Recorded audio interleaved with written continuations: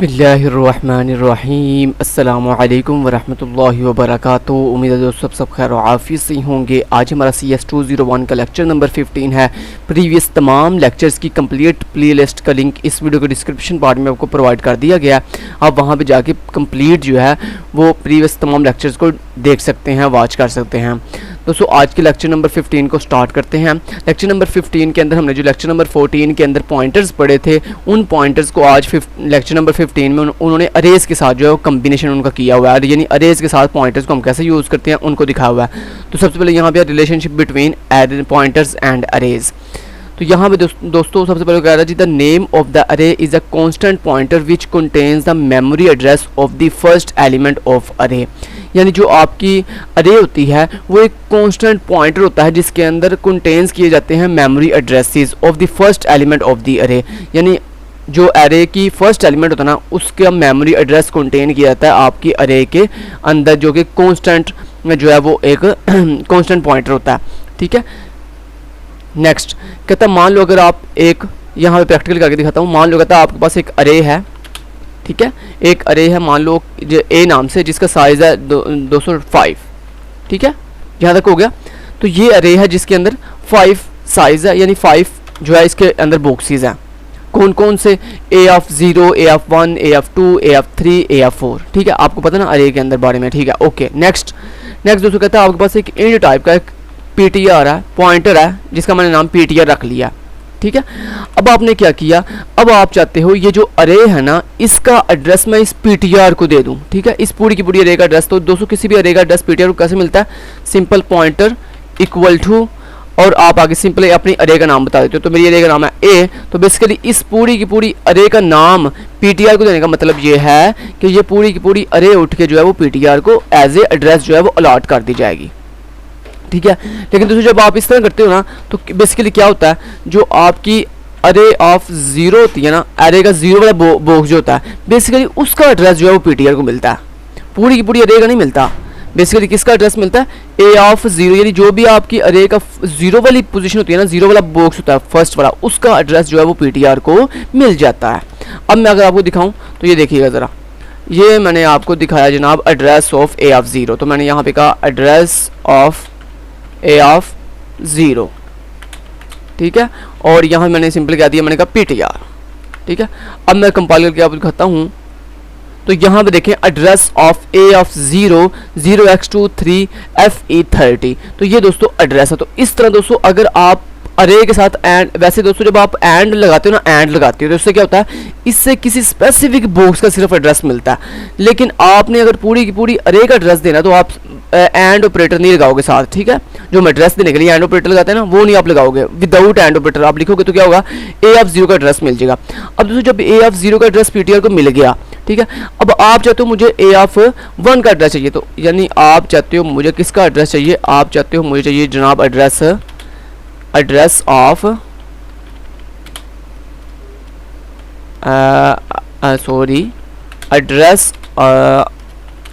A of 1। ठीक है, आपको A ऑफ 1 का एड्रेस चाहिए। दोस्तों आपको पता ना, आपको ये भी पता है कि मेमोरी के अंदर जो आपकी अरे होती है ना उसके सारे के सारे बॉक्सेस एक ही लोकेशन पर होते हैं। यानी पहली लोकेशन फर्ज करें A ऑफ 0 फर्ज करें पड़ा हुआ है लोकेशन नंबर 500 पे। दोस्तों जो A ऑफ 1 होगा ना वो पड़ा होगा लोकेशन नंबर 501 के ऊपर। फिर इसी तरह नेक्स्ट, यानी वो एक सीक्वेंस के साथ पड़े होते हैं। तो सिंपल हमने क्या किया, हमने सिंपली ये कर दिया, हमने कहा PTR प्लस 1।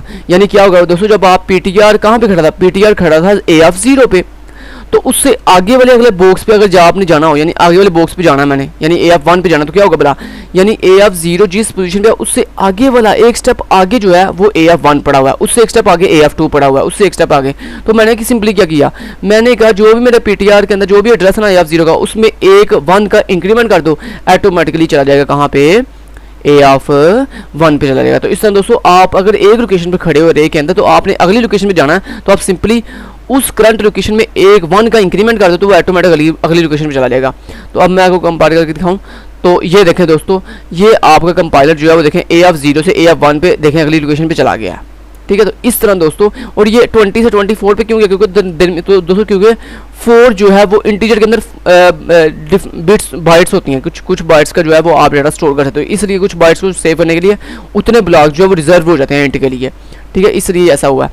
तो इस तरह दोस्तों आप जो है वो पीटीआर को आगे मूव करके जो है एक स्टेप आगे मूव करके आगे लेके जा सकते हो। अब इसी को अगर मैं आपको दिखाऊंगा नेक्स्ट, मेरे पास कितने बॉक्सेस हैं, 5 बॉक्सेस हैं टोटल, कहाँ से लेके A0 से लेके A4 तक। सो मैंने अगर A2 देखना हो, A3 एंड A4 देखना हो तो मैं कैसे करूँगा, उसके लिए देखिए मैंने कहा A2, A3 एंड A4। तो अब मैंने क्या किया, A1 पे जाने के लिए मुझे क्या करना पड़ा था, मुझे A का इंक्रीमेंट करना पड़ा। अब मैंने A2 पे जाना तो मुझे कितने का इंक्रीमेंट करना पड़ेगा, क्योंकि मैं खड़ा हूँ A0 पे। दोस्तों बताओ, अगर आप 0 पे खड़े हो तो आपने 2 पे जाना, तो आप कितने का इंक्रीमेंट करोगे, आप सारी बात 2 का इंक्रीमेंट करोगे। तो यानी आपने करंट एड्रेस में 2 का इंक्रीमेंट कर दिया। अगर आपने 3 पे जाना तो आपने करंट इंडेक्स में 3 का इंक्रीमेंट कर दिया, आपने नेक्स्ट 4 का इंक्रीमेंट कर दिया। तो यानी अगर आप करंट इंडेक्स में 4 का इंक्रीमेंट कर दोगे ना तो क्या होगा, आप A4 पे मूव कर जाओगे। अब आपको दिखाऊँ, ये कंपाइल करता हूँ और ये देखें, ये आपको सारे के सारे एड्रेसेस जो है दोस्तों तरतीब के साथ मिल गए हैं, ठीक है। तो इस तरह दोस्तों हम एक पॉइंटर की हेल्प से जो है वो अपनी अरे के सारे मेमोरी एड्रेसेस को जो है वो स्क्रीन पर डिस्प्ले कर सकते हैं with the help of increment, with the help of 1 increment. समझ आ गई। नेक्स्ट चलते हैं। तो ये था रिलेशनशिप, उसको कहता है पॉइंटर एक्सप्रेशंस एंड अरिथमेटिक्स। तो ये यही करके दिखाया जो मैंने आपको प्रोग्राम करके दिखाया। नेक्स्ट चलते हैं।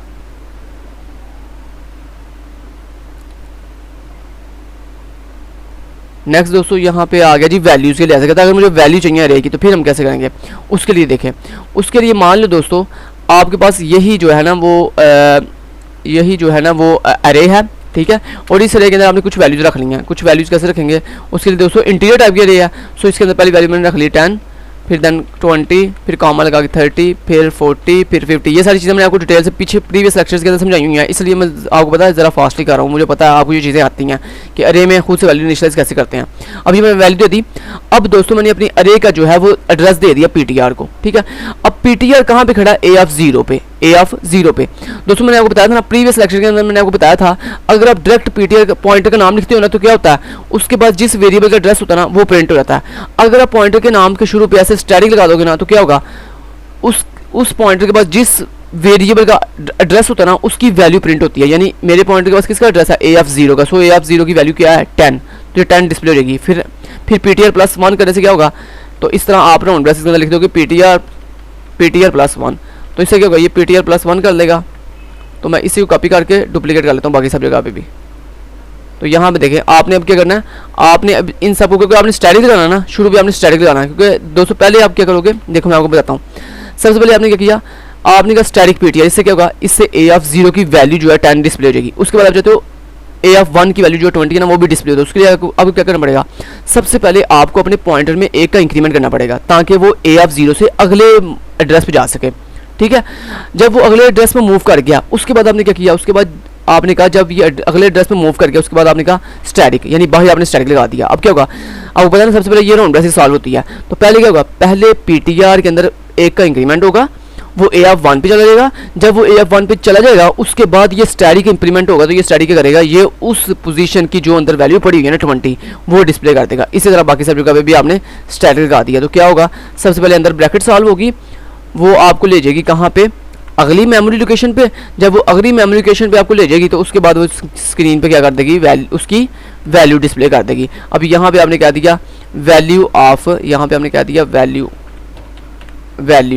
इसी तरह हमने यहाँ पे भी क्या दिया, वैल्यू ऑफ A1, यहाँ पे आपने क्या दिया, वैल्यू ऑफ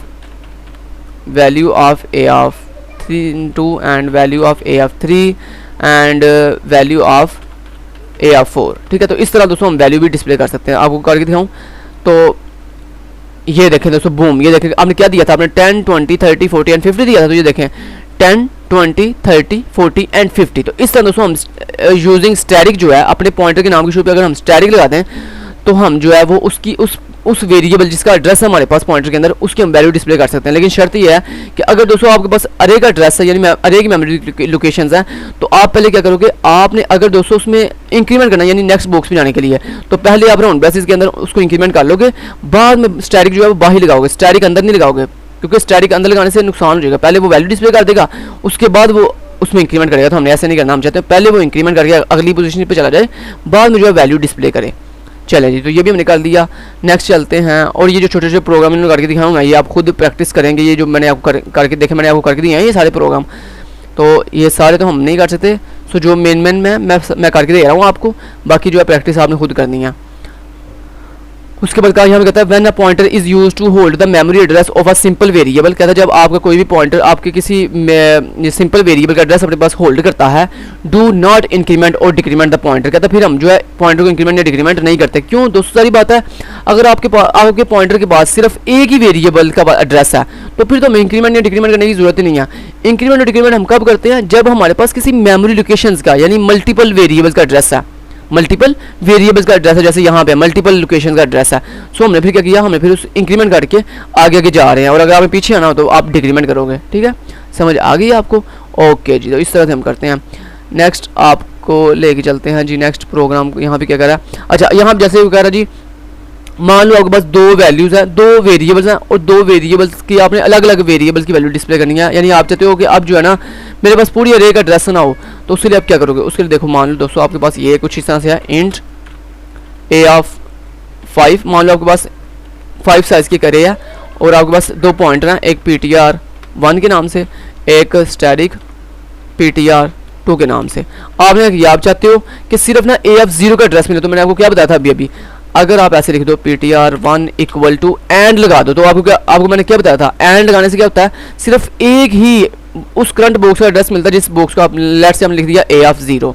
तो अब सिर्फ दोस्तों ए ऑफ 0 का एड्रेस ही मिलेगा, अब सारी अरे का एड्रेस नहीं मिलेगा। लेकिन अगर आपने पूरी अरे का एड्रेस देना, तो फिर जैसे मैंने आपको आगे बताया, सिंपल जस्ट अपनी अरे का नाम बता देते हैं, तो क्या होता है? पूरी की पूरी अरे का एड्रेस मिल जाता है। लेकिन अब वो कह रहा है आपने पूरी अरे का एड्रेस नहीं देना, बल्कि आपने स्पेसिफिक ए ऑफ जो उसकी 0 वाली लोकेशन है उसका एड्रेस देना। ठीक है, इसी तरह आपने कहा ptr2 के अंदर जो है ना वो एड्रेस दे दो किसका, सॉरी एंड, और आपने कहा ए ऑफ 1 का।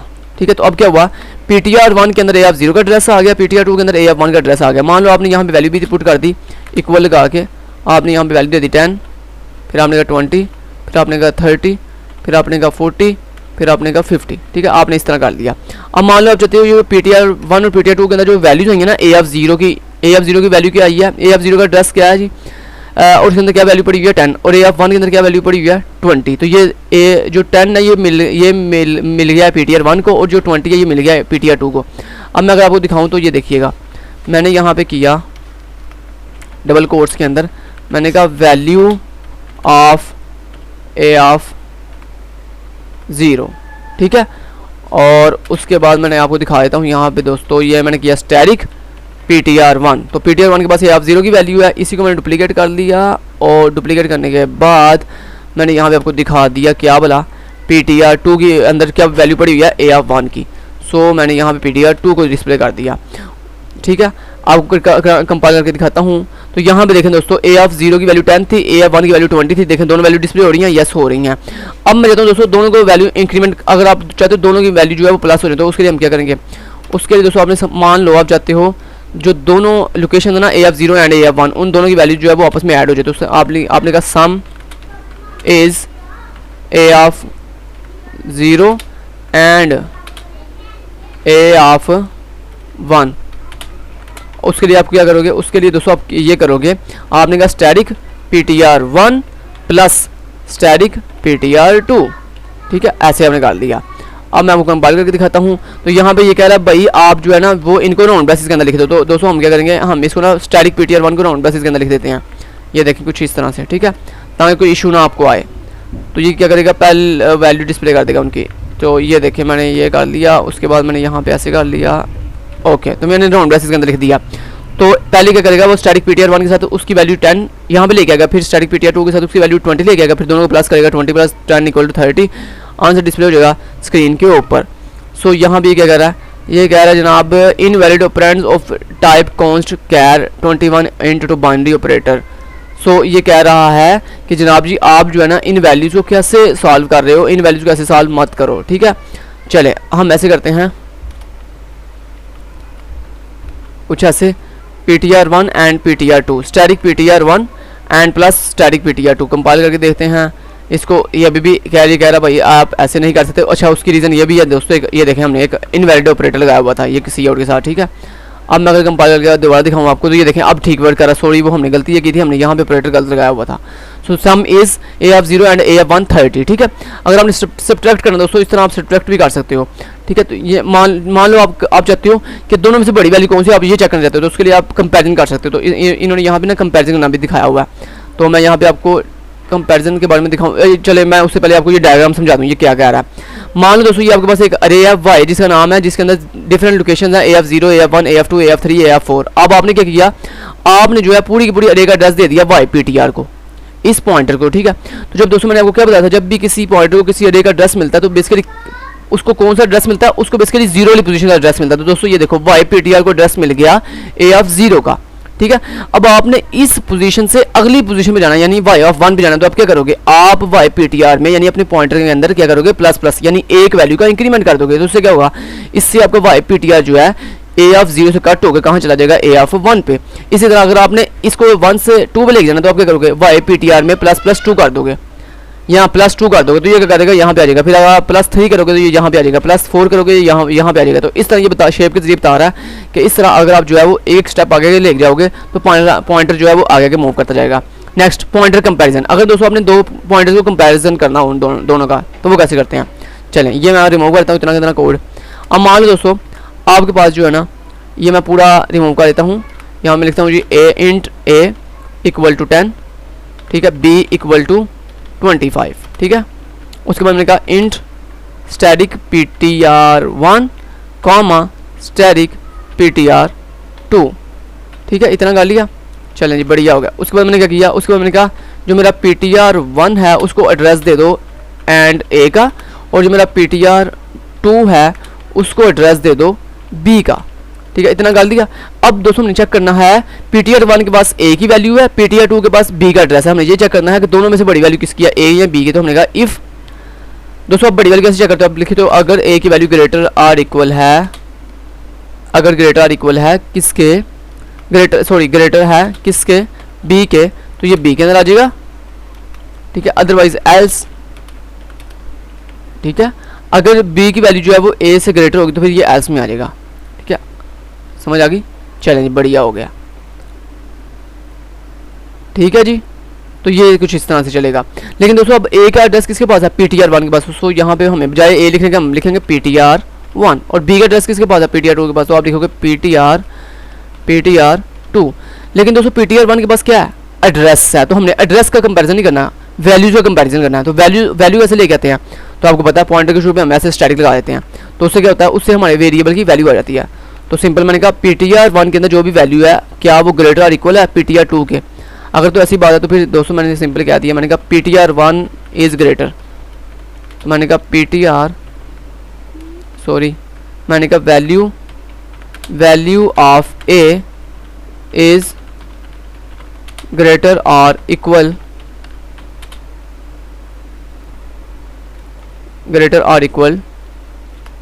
ठीक है। और अगर दोस्तों ये इफ़ नहीं चलता तो फिर मैं एल्स में कहूँगा C out value of b is value of b is greater और इक्वल। चलें बढ़िया होगा। अब देखते हैं कौन सा बड़ा है कौन सा छोटा है, कंपाइल करते हैं। तो यहाँ पे देखें दोस्तों कह रहा है value of b is greater और इक्वल, क्यों, क्योंकि देखें वाकई b की वैल्यू जो है वो बड़ी है a की वैल्यू से। सो हमारा देखें रिजल्ट बिल्कुल 100% जो है वो करेक्ट आ रहा है, एग्जैक्ट आ रहा है। सो इस तरह दोस्तों हम कंपैरिजन करते हैं। ये देखें इन्होंने भी ऐसे कंपैरिजन करना दिखाया हुआ है आपको। तो यहाँ पे देखें इफ़ की कंडीशन के साथ आपको कंपैरिजन करना सिखा रहे हैं, तो ये मैंने आपको करना सिखा दिया है। सो अगर आपने ये वैल्यू जो है खुद से दी हुई है, अगर आपने यूज़र से लेनी तो आप यूज़र से भी ले सकते हैं। तो उसके लिए दोस्तों यहाँ पे यूज़र से वैल्यू लेने के लिए आप क्या करोगे, यूज़र से वैल्यू टेक करने के लिए आप यूज़र से वैल्यू ले लोगे सिंपली। यहाँ पे देखो आप सिंपली कह सकते हो सी आउट एंटर वैल्यू ऑफ, आपने कहा एंटर वैल्यू ऑफ ए, या आपने कह दिया एंटर वैल्यू ऑफ ए, ठीक है। और आपने कह दिया सी इन ए। उसके बाद आपने क्या किया सी आउट और बैकस्लैशन आपने कहा सॉरी यार बैकस्लैशन में आपने कहा एंटर वैल्यू ऑफ बी और फाइनली आपने कह दिया सी इन और आपने कह दिया बी। अब मान लो मैं कंपाइल करता हूँ, इसको कंपाइल किया मैंने और यहाँ पे देखो कहता है एंटर वैल्यू ऑफ ए, मैंने कह दिया let's say 20, enter value of B 10। तो बड़ी किस को बड़ी वैल्यू कौन सी है, दोनों में से ए की, तो यहाँ पे आंसर आना चाहिए ए का। एंटर किया, देखें दोस्तों वैल्यू एग्जैक्ट आ गया, value of A is greater और इक्वल। सो दोस्तों 100% एग्जैक्ट आंसर आ रहा है, हमने यूजर से वैल्यू लेना भी सीख ली है। सो नेक्स्ट चलते हैं और देखते हैं कि नेक्स्ट लास्ट पे क्या है। अब लास्ट पे दोस्तों अगर आपके पास कोई स्ट्रिंग चीज़ है, स्ट्रिंग वैल्यूज है, तो उसको हम कैसे कंपेयर करते हैं, उसको हम कैसे किसी पॉइंटर को देते हैं वो देख लेते हैं। तो मान लो दोस्तों आपके पास जो है ना एक स्ट्रिंग वैल्यू है, तो स्ट्रिंग के लिए आपने कैरेक्टर लिया, कैरेक्टर टाइप की एक str ले लिया, str, और इस str के साइज आपने रख दिया 30, ठीक है 30। इसको दोस्तों हम वैल्यू ऐसे भी दे सकते हैं, लेट्स से हमने कह दिया खिजर शहाल, ठीक है। अब ये str को वैल्यू मिल गई, ठीक है। ये जो str को वैल्यू मिली है, ये वैल्यू हमने स्क्रीन पे डिस्प्ले कैसे करेंगे, उसके लिए दोस्तों हम क्या करेंगे, हमने ऐसे सी आउट कर दिया, हमने कहा str, ठीक है, और कंपाइल किया और यहाँ पे देखें खिजर शहाल डिस्प्ले हो गया। आप चाहते हो ये जो वैल्यू है ना ये इस पॉइंटर के डिस्प्ले हो, तो उसके लिए दोस्तों आप क्या करोगे, उसके लिए आप अपनी इस str जो अरे है इसका एड्रेस दे दोगे, किसको। तो मैंने एक और चीज़ मैंने आपको बताई थी, जो पॉइंटर बनाते हैं ना उसको जिसका एड्रेस देते हैं उसकी जो डाटा टाइप होती है ना, जिस वेरिएबल का एड्रेस आप पॉइंटर को दे रहे हो ना, उस वेरिएबल की जो डाटा टाइप होगी ना वही सेम डाटा पॉइंटर की भी होती है। तो यहाँ पे कैर है तो यहाँ पे भी कैर होगी, कैर स्टैटिक ptr, ठीक है। आपने देन क्या किया, आपने कहा ptr इक्वल टू कर दो और आपने कहा str क्या, ठीक है, ऐसे आपने कर लिया। कंपाइल करता हूँ और यहाँ पे देखें अभी आपको कुछ भी डिस्प्ले नहीं हुआ। मान लो अब आपने क्या किया, अब आपने सिंपली जो है वो एक वाइल लूप लगाई, ठीक है, और वाइल लूप के अंदर कह दिया जो मेरा ptr है, सॉरी ptr जो स्टैटिक ptr क्या मतलब होता है, वैल्यू, स्टैटिक का मतलब वैल्यू। आपने कहा जब तक वो नॉट इक्वल टू है किसके, दोस्तों कैसे पता चलता है कि ये स्ट्रिंग वैल्यू एंड हो गई है। तो दोस्तों स्ट्रिंग वैल्यू जहाँ पे एंड होती है ना वहाँ पे ना /0 आ जाता है, यानी ये इसे हम कहते हैं नल करैक्टर, इसे क्या कहते हैं नल करैक्टर। तो हमने कहा कि ptr को हमने जिस यानी स्ट्रिंग अपनी str जो वेरिएबल है जो कि अरे है जिसका एड्रेस दिया हमने ptr को, ठीक है, अगर उसके अंदर जो वैल्यू है अगर वो /0 यानी नल करैक्टर इक्वल हो जाए तो सिंपल वहाँ पे जो है वो रुक जाना, ठीक है। अदरवाइज जो है वो स्क्रीन पे डिस्प्ले करते जाना, क्या बोला, वैल्यू, कौन सी वैल्यू, ptr की वैल्यू, तो यानी स्टैटिक ptr स्क्रीन पे डिस्प्ले करते रहना। अब मैं आपको दिखाता हूँ कंपाइल करके और यहाँ पे देखें ये चलते जा रहा रुक नहीं रहा, ठीक है। हम क्या करेंगे, हम दोस्तों यहाँ पे जैसे ये अब मैंने जैसे कि बताया था आगे कि जब हम किसी अरे का एड्रेस देते हैं ptr को तो हम एक स्टेप से अगले स्टेप पे जाने के लिए उसको इंक्रीमेंट भी करते हैं। तो हमने यहाँ पे ptr को प्लस कर लिया, ठीक है। अब मैं कंपाइल करता हूँ और यहाँ पे देखें एग्जैक्ट आपको आंसर डिस्प्ले हो रहा है खिजर शहाल, ठीक है। तो इस तरह दोस्तों हम अपनी किसी भी अरे की वैल्यू को स्ट्रिंग वैल्यू को जो है वो किसी पॉइंटर को देकर इस तरह जो है स्क्रीन पर डिस्प्ले कर सकते हैं। सो दोस्तों thank you so much, till then guys take care, अल्लाह हाफिज़।